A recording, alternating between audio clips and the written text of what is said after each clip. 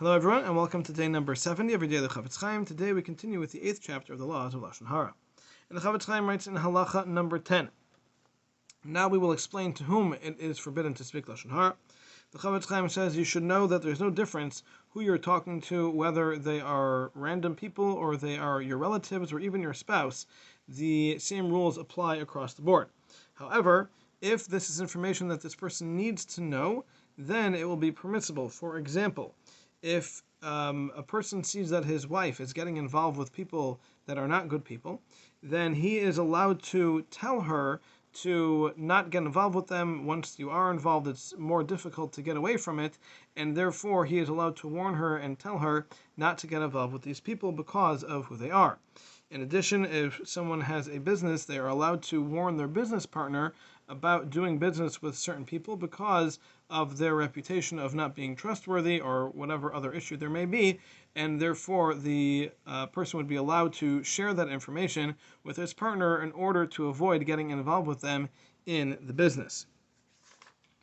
And the Chafetz Chaim says, now this is true even if you don't know for certain and firsthand that this is true about those individuals, that they are not to be trusted. Even if you simply heard this about them, you are allowed to still share that with your partner or the spouse, whatever the scenario may be, in order that they should protect themselves. But it has to be clear that you do not believe this as fact, and you need to tell that to this person as you're telling it to them. But you can say that we need to protect ourselves because I heard such and such information about them, and therefore we need to be concerned that it might be true, even though we don't know that it's true, and avoid any possible harm that would come to us, and therefore we can protect ourselves with this information.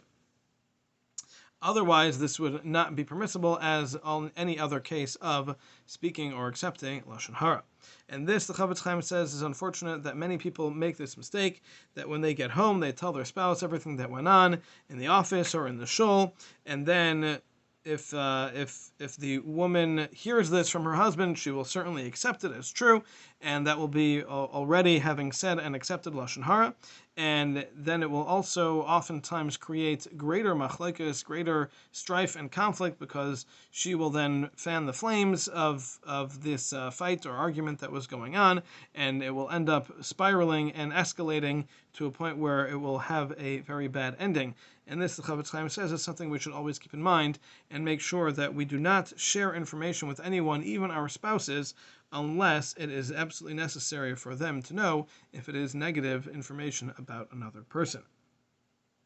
And in halacha number 11, the Chafetz Chaim says that there is also no difference with who you're talking to, even if you're dealing with all within relatives. For example, if you have a brother talking about his brother to their father, that is also not allowed, even if his intention is to get the father to